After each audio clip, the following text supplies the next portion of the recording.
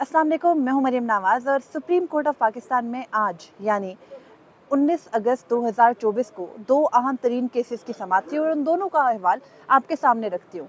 एक केस था audio leaks से मुतालिक और उसमें बड़ी खबर यह है कि सुप्रीम कोर्ट ऑफ पाकिस्तान ने इस्लामाबाद हाई कोर्ट के जस्टिस बाबर सत्तार को ऑडियो लीक्स से मुतालिक केस की समाअत करने से रोक दिया है और उसके अलावा सुप्रीम कोर्ट ने उनके दो हुक्मनामे भी मुअत्तल कर दिए हैं।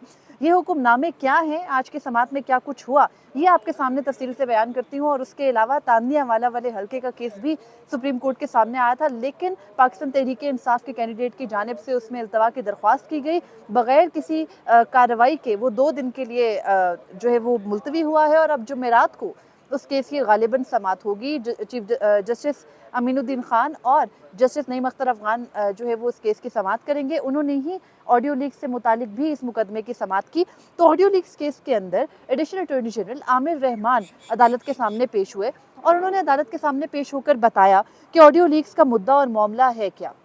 उन्होंने बताया कि इस्लामाबाद हाई कोर्ट के सामने ऑडियो लीक्स जो कि नजमुस साकिब और बुशरा बीबी की दरख्वास्त थी वो आई और उसके अंदर उन्होंने ये अपनी जो आर्टिकल 199 के तहत रिट दायर की थी, उस रिट पिटीशन के अंदर उन्होंने ये सवाल पूछा कि जो ये क्वेश्चन फ्रेम किए कि जो ऑडियो लीक्स हैं, नंबर 1 वो फेक है, नंबर 2 ये कि जो ऑडियो लीक्स हैं वो जो उनकी प्राइवेसी है उसकी ब्रीच भी है। और फिर उन्होंने कहा कि इस्लामाबाद हाई कोर्ट ने अपने हदूद से तजावुज़ करते हुए चंद क्वेश्चन फ्रेम कर दिए और उन क्वेश्चंस के ऊपर तमाम तर इदारों को नोटिस हो गए। उन इदारों को नोटिस के बाद इस्लामाबाद हाई कोर्ट ने 2 फैसले जारी किए, 2 हुक्मनामे दिए। एक 29 मई 2024 का हुक्मनामा है जिसमें जस्टिस बाबर सत्तार ने ये ऑर्डर किया कि टेलीकॉम कंपनियां निगरानी के मकासद के लिए फ़ोन टैपिंग नहीं कर सकती। और जो दूसरा ऑर्डर है वो 25 जून का है और उस हुक्मनामे में इस्लामाबाद हाई कोर्ट ने ये ऑर्डर किया था कि फ़ोन टैपिंग के अमल को गैर कानूनी करार दिया था और ये कहा था कि अगर आपके पास कोई कानूनी नोटिस नहीं होगा तो उसके बगैर फ़ोन टिपिंग की इजाज़त नहीं होगी। टेलीकॉम कंपनियां हो या कोई भी हो,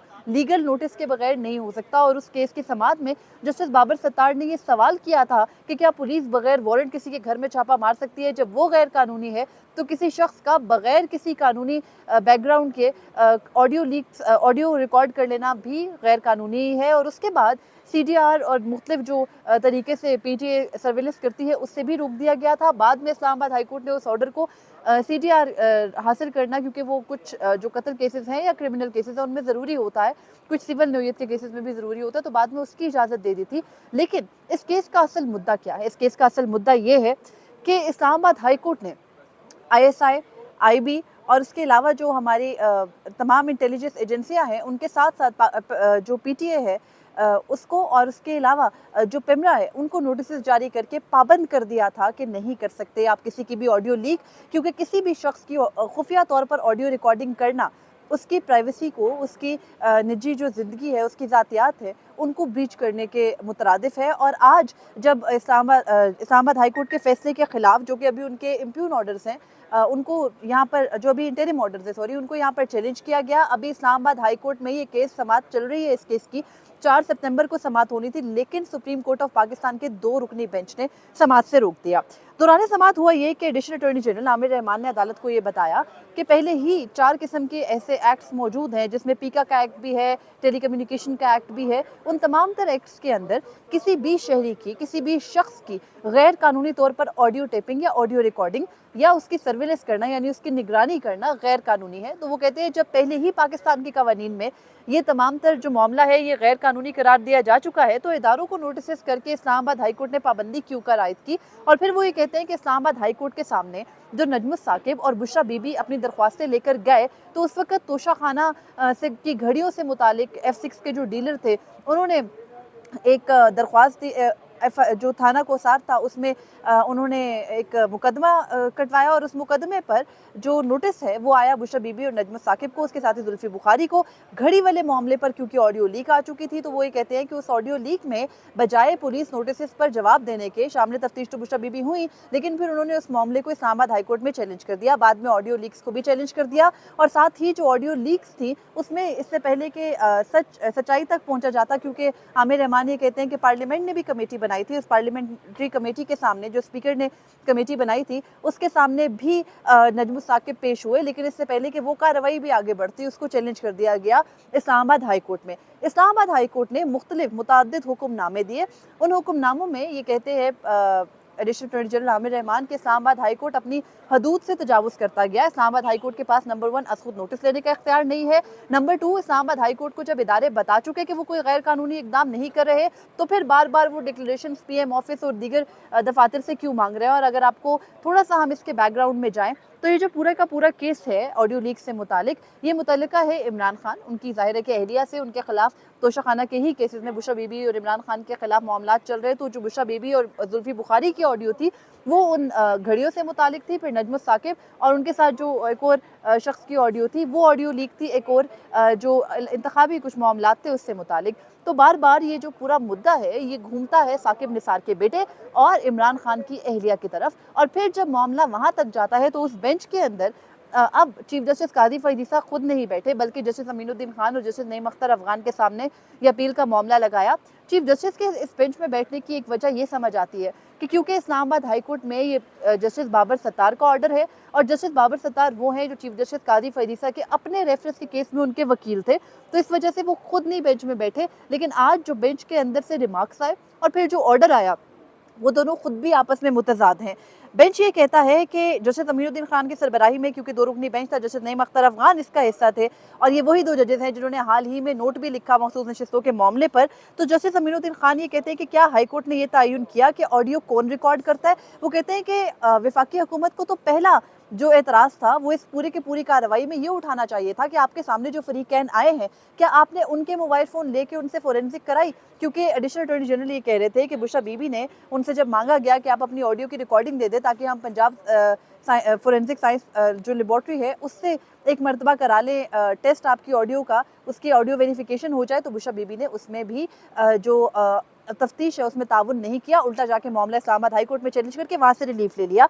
तो इस मामले पर एडिशनल अटॉर्नी जनरल ये कहते हैं कि अभी तक ये तयन नहीं हो सका कि ऑडियो कौन रिकॉर्ड करता है और तफ्तीश अभी जारी है। तो जस्टिस नईम अख्तर अफगान कहते हैं कि बदकिस्मती से इस मुल्क में सच तक कोई नहीं पहुंचना चाहता। उन्होंने कहा कि सच जानने के लिए सुप्रीम कोर्ट का ऑडियो लीक्स इंक्वायरी कमीशन बनाया गया था। अगर आपको याद हो तो मई 2023 में पिछले साल हुकूमत ने audio leaks inquiry commission, chief justice Qazi फरीद ईसा की सरबराही में, उस वक्त वो सीनियर तरीन जज थे, उनकी सरबराही में एक ऑडियो लीक्स कमीशन बनाया। उसका हिस्सा जस्टिस आमिर फारूक और chief justice Balochistan high court के तौर पर यही जस्टिस नईम अख्तर अफगान थे। और वो जो 3 रुकनी कमीशन था उसने 2 कार्रवाइयाँ बेसिकली की थी और उस कार्रवाइयों के अंदर अभी वो नोटिस की स्टेज तक ही गए थे कि उनको सुप्रीम कोर्ट के 5 रुकनी बेंच ने चीफ जस्टिस उमर अता बंदयाल की सरबराही में उस वक्त जो चैलेंज किया गया था वो भी पीटीआई की जानिब से ही किया गया था, तो उन्होंने ऑडियो लीक्स इंक्वायरी कमीशन को काम करने से रोक दिया था। और उसके बाद चीफ जस्टिस बंदयाल रिटायर हो गए।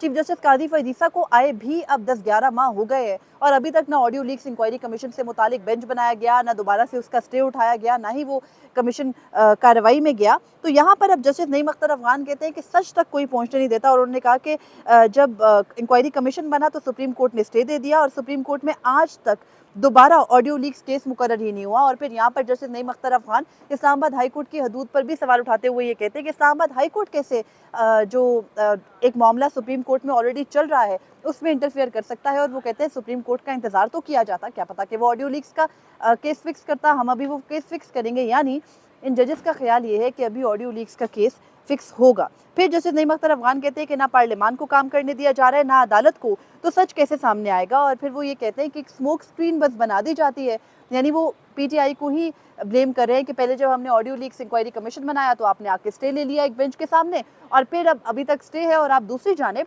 उन्हीं ऑडियो लीक्स के खिलाफ इस्लामाबाद हाई कोर्ट में चले गए और आप इदारों को उनका काम करने नहीं दे रहे। अब यहाँ पर ये समझ नहीं आ रही कि जस्टिस नईम अख्तर अफगान क्या ऑडियो लीक्स के जो तह तक पहुंचने की बात कर रहे हैं उसमें वो इदारों को प्रोटेक्ट कर रहे हैं या इस्लामाबाद हाई कोर्ट में जो चलती हुई कार्रवाई है उसको स्टे करते हुए भी ये चीज़ मलहूज़ खातिर नहीं रख रहे कि इस्लामाबाद हाई कोर्ट में अगर कोई कार्रवाई चल ही रही है तो उस कार्रवाई में भी सच तक ही पहुंचने की कोशिश की जा रही है। लेकिन वहाँ वो कहते हैं कि इस्लामाबाद हाई कोर्ट ने अपनी लिमिट सबूर की, अब इस्लामाबाद हाई कोर्ट के पास कोई तफ्तीश का कोई फैक्ट फाइंडिंग का इख्तियार मौजूद नहीं है। और उसके बाद जस्टिस अमीनुद्दीन खान ये कहते हैं कि ये भी तो हो सकता है कि जिनसे बात की जा रही हो, यानी बुशरा बीबी अगर जुल्फ़ी से बात करी थी या नजमुस साकिब अपने किसी दोस्त से बात कर रहे थे तो उन्होंने रिकॉर्डिंग की हो। वो कहते हैं आजकल तो मोबाइलों के अंदर हर तरह का रिकॉर्डिंग सिस्टम मौजूद है। तो इस तरह वो ये कहते हैं कि ये जो सच है, सबसे पहले तो उस तक जांचने की यही कोशिश करनी चाहिए थी। आप यही करते कि सबसे पहले ये पूछते कि क्या इन फरीकैन में से तो किसी ने नहीं ये रिकॉर्डिंग की। तो इस तमाम तर अमल के बाद आज की समात में बाकायदा जो इस्लामाबाद हाई कोर्ट की कार्रवाई है, जस्टिस बाबर सत्तार का नाम तो नहीं आया, लेकिन इस्लामाबाद हाई कोर्ट के तरीक़ेकार पर सवालात उठे और फिर सवालात उठने के बाद उनकी कार्रवाई को मुअत्तल कर दिया गया। जो अभी तक के 2 हुक्मनामे थे, जिनका मैंने आपको पहले ही ज़िक्र किया, और उसके बाद जो अब जो 4 सितंबर को ऑडियो लीक्स की होनी थी कार्रवाई, उसको भी रोक दिया गया। यहाँ पर हमें लिटिल एक बैकग्राउंड में जाते हुए ये भी देखना चाहिए कि जस्टिस बाबर सत्तार के साथ ऑडियो लीक्स की समाअत करने के बाद क्या कुछ हुआ। उनके खिलाफ बाकायदा मुहिम साजी हुई, उनकी अहलिया, उनके बच्चों की जो है वो हमने देखा कि किस तरह से जो पासपोर्ट्स वगैरह थे या उनके ग्रीन कार्ड थे उनको पब्लिक किया गया। फिर वो मामला भी अभी तौहीन अदालत में इस्लामाबाद हाई कोर्ट में पेंडिंग है। लेकिन यहाँ जस्टिस बाबर सत्तार को सुप्रीम कोर्ट के 2 रुकनी बेंच ने ऑडियो लीक्स की ये कहकर कार्रवाई करने से रोक दिया है कि उन्होंने अपने आर्टिकल 199 की हदूद से तजावुज़ किया, उनके पास खुद नोटिस लेने का इख्तियार नहीं था।